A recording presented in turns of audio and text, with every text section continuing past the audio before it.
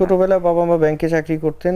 আমার জন্ম রাজশাহীতে, বাবা মা ব্যাংকে চাকরি করতেন, বিভিন্ন ডিস্ট্রিক্টে বদলি হয়েছিলেন। যেখানে যেতেন দুজন একসঙ্গে গাঁট বেঁধেই যেতেন।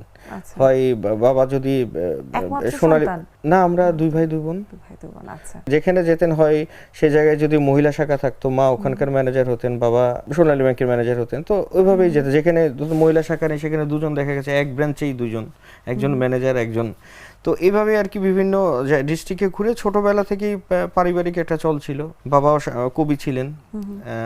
যেখানে যেতেন সেখানকার দিবসের উৎসবের বিভিন্ন 26শে মার্চ 16ই ডিসেম্বর রিহার্সালগুলো আমাদের বাসায় হতো, যেহেতু সাংস্কৃতিক একজন মানুষ ছিলেন, পছন্দ করতেন।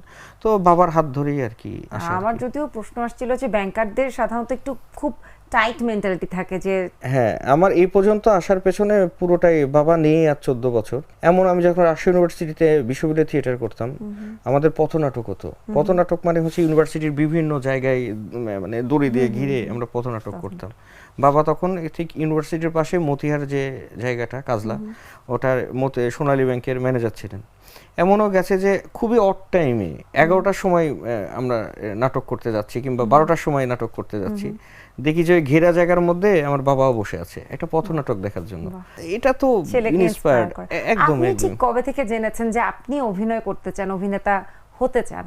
আমি আসলে কবে থেকে জেনেছি সেটা জানি না। আমি তো থিয়েটার করতাম, সিরিয়াসলি অ্যাক্টিংটাও করতাম। পরবর্তীতে সেটা এই থিয়েটারের শুরুটা কি বিশ্ববিদ্যালয়ের পর ওঠার পর? আগে থেকেই থিয়েটার করতাম। বিশ্ববিদ্যালয়ে থিয়েটার করতাম, যেহেতু খুবই সিরিয়াসলি ওটাতে জড়িয়ে পড়ি।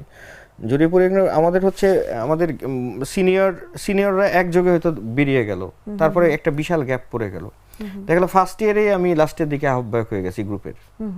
লাস্ট পর্যন্ত দেখা গেল গ্রুপের দায়িত্বেই আছি আমি। সো বাধ্য হয়ে যত এই ঠেকে ঠেকে ঠেকে ঠেকে দেখতে দেখতে দেখতে শিখেছি। একটা স্ক্রিপ্ট লিখলাম, সং, সেটা ডিরেকশনও দিলাম আমি। সাংঘাতিক রকমের জনপ্রিয় হয়ে গেল, গ্রুপটা আবার দাঁড়িয়ে গেল। এইভাবেই আর কি কেটেছে আর কি। কত বছর ঠিক হলো অভিনয়ে আসার, একেবারে মূলধারা টেলিভিশন চলচ্চিত্রে আসার?